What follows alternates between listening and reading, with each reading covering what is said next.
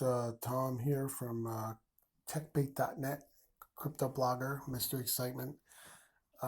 Market's been down lately, as you know. Little thing happened to me recently. I have a new phone because I was taking my daughter out of our car, and I think I put my old phone on the roof by the roof rack, and then I forgot it there. And then my wife went, you know, out to do errands and stuff, and phone gone. I thought I left it inside the car. I must have just left it on the roof. God knows where it is. We searched everywhere where she was, took the driving paths, looking on the side of the road. I don't know where that phone is. It didn't respond to a phone call as if it was off. Hopefully it ended up in a sewer, destroyed because I had a memory card in it.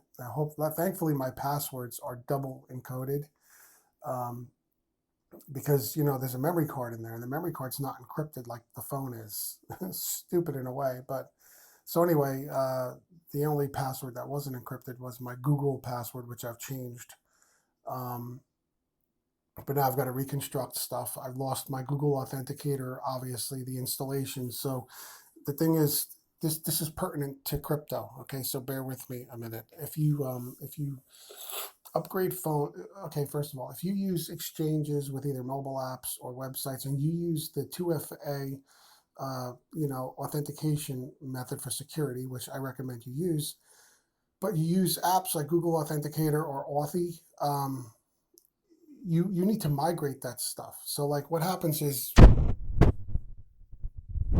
into the app, and it creates like a profile for that service, whether it's Binance or something like that. You have to they give you like this long code, and you need to really write this code down on a piece of paper like you would a private key and keep it safe somewhere, so that if you ever lose your phone or migrate to a new one, you give the code and it like basically saves the account within the app. Otherwise, you have to do what I have to do now. You have to go up to each and every service that you had an account on that you need to log into, whether it's Coinbase or any of these exchanges. And now you basically have to break the 2FA. You have to re-request the account to be added to the app.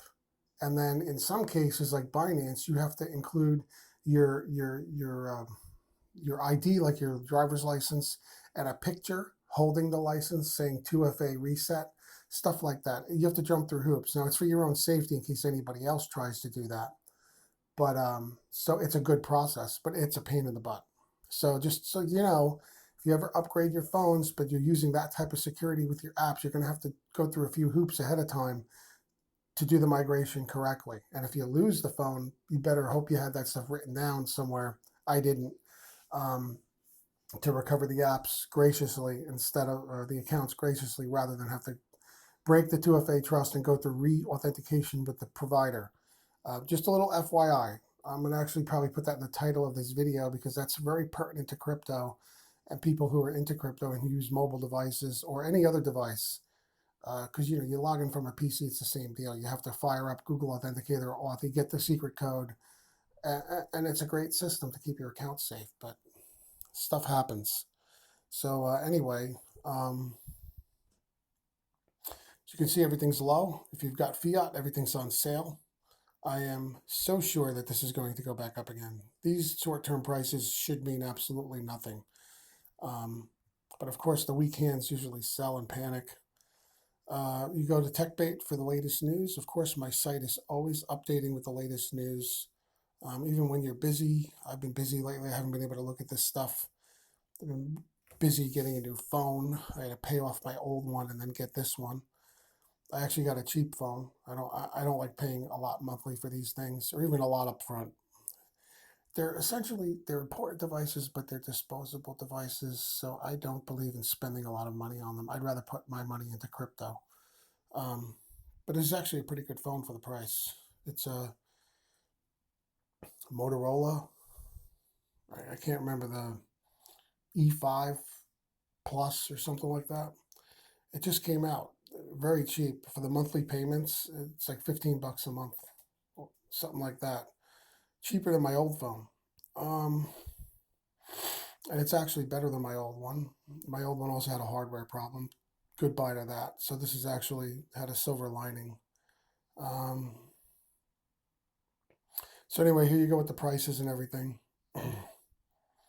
Man accidentally threw away $79 million worth of Bitcoin. That sounds a lot like the guy who lost the hard drive in the landfill in the UK, but I don't know if that's the same one. Um, Tron's founder keeps trying to acquire BitTorrent. So there's always interesting articles on TechBait here. Here you have from Cointelegraph, SEC, CFTC, IRS, and others a guide to the U.S. regulating bodies. That could be interesting. South African police investigate alleged crypto Ponzi scheme involving 28,000 investors. Um, the UK financial regulator opens 24 investigations into crypto businesses for compliance. So there we go. Everything's. So anyway, I'm going to just keep this one short.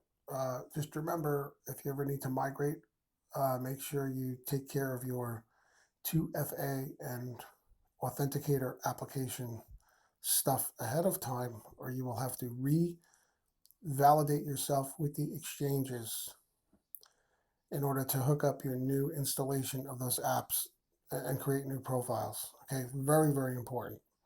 I learned that the hard way. All right, take care.